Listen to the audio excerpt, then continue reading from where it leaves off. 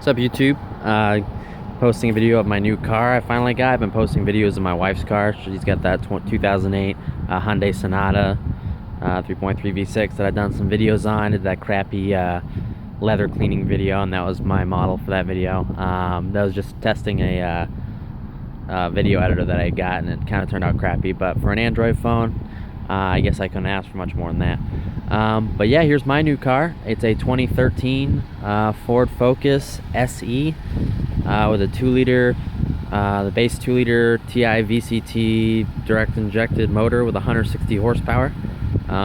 It's the SE model, so it's one step above base. It's got the, you really can't tell because it's getting too dark now, the 17-inch alloy gray, titanium gray rims on it, which look nice. For an SE model, just being above one step above the base, it's very well equipped. It's got the little spoiler on the back. It's got the sunroof. It's got leather sport seats with side bolsters, which I'm going to show you a little bit of. Yeah, nice seats. Plenty of rear seat room, and for Ubering, it's an excellent car. Kind of just going to do a short, quick review on it of what I've done to it so far, which is very short list, and what I plan to do to it.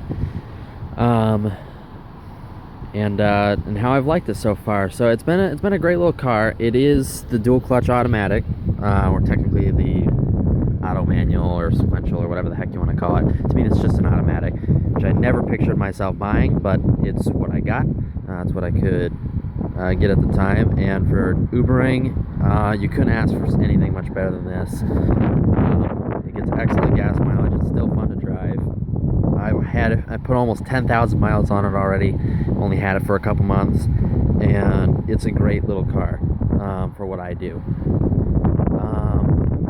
I enjoy driving it quite a bit. I mean, compared to the other cars in its class, I'm gonna get in the car because it's getting cold. The sun's going down here in Central Virginia, in the Charlottesville area at least. But yeah, for what I do, I mean, it's a great little car. It gets great gas mileage. I'm averaging 25.7 right now because I'm idling, and I have been idling because Uber's pretty slow right now. But usually when I cruising around town, 27 to 30, and on the highway, 37 to 40 miles to the gallon. So excellent gas mileage. Performance-wise, I mean, it's not terrible. It's what you would expect from an economy car. You know, you're looking 0 to 60 around 8 seconds. Even with a dual clutch, it shifts quick. It feels faster than that because the shifting's so rapid. The transmission's alright. It shifts quick, but it does make some weird shifts every now and again. I mean, Ford's first attempt at a dual clutch auto in a regular normal car. So it has its faults, but for a first attempt, I mean, it's great. Yeah, what I really enjoy about it is I've test driven a lot of other economy cars from Hyundai, Kia, Chevy, Honda, and Nissan. And for what you're getting, I've also tested a bunch of Volkswagens. It's a long list. And for what you're getting when you buy this car, I mean, it's great for someone who's looking for something that can still, you know, go around the bends and you know, be fun to drive, but something that's still very practical and economical. And for me, I mean, it's great for Ubering. I could ask for a little more rear seat room, of course, but I'm not going to complain too much about that. I got a really good deal on this car, so yeah, I'm not going to complain. The interior lights, which is neat, change color. Several colors you can choose from. That's just a neat little feature. I don't know, it's not really, it's just kind of there. But yeah, the sunroof's nice. The seats are nice. It handles great. I mean, I love whipping this thing into corners. The grip compared to my wife's car, she's got that big family sedan, is phenomenal. Like I'm going on ramps, I push this thing sometimes as hard as I can before the tires get singing, and you can push it pretty hard. It'll take it. It doesn't slide around on you too much. It's very taut. The steering's accurate. You get some feel through it. It's not fantastic, but you definitely, there's steering feel. It's just a commutative car, especially with the 17-inch wheels on it. You feel the road, yet it's not uncomfortable. So for what you're getting, I mean, it's a great little car, and I couldn't ask for much more. What I've done to it so far, the only thing I've done is popped off the airbox cover. The snorkel kit, the snorkel's still on there, and that pumps the cold air. For those of you who believe that cold air gives your engine more horsepower, that pumps the cold air of the air filter.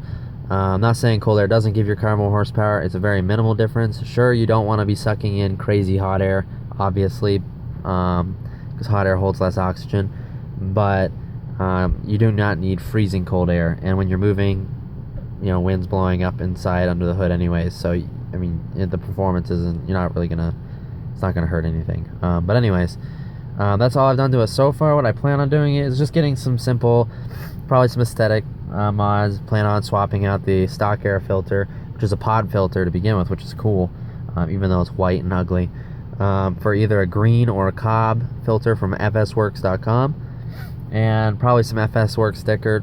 I'm going to put some yellow fog lights on it. There's some sports springs that lower it, about 1.5 inches that I might put on it. But I don't know if I plan on doing too much to this car, because eventually I'm going to get something a little more performance oriented when I have the cash to do that. But for now, this car is great. I can't wait to just mess with it a little bit. And if you're looking into buying an economy car, something practical and cheap, I highly recommend this. I drove the Dodge Dart as well. I drove pretty much back to back with this car, and I prefer this car very much to the 2-liter.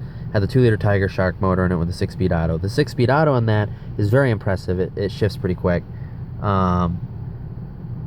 It actually shifts very quick for a torque converted automatic, and when you put it in manual mode and you shift, I mean, it's responsive. So I was very impressed with that. But the Dodge Dart, to me, it doesn't have the track record the Focus has. It just hasn't been out long enough to be reliable. This thing has been reliable. I did have the water pump go about 1,500 miles ago, which was weird. I don't know if that was just a freak accident. Fortunately, it was under warranty. I didn't have to pay for it. But that was weird at 50,000 miles. And I hear, because this is the dual clutch, that sometimes you have to replace the clutches, and sometimes you have to replace them often. I have a friend back up north who's had to replace his twice so far.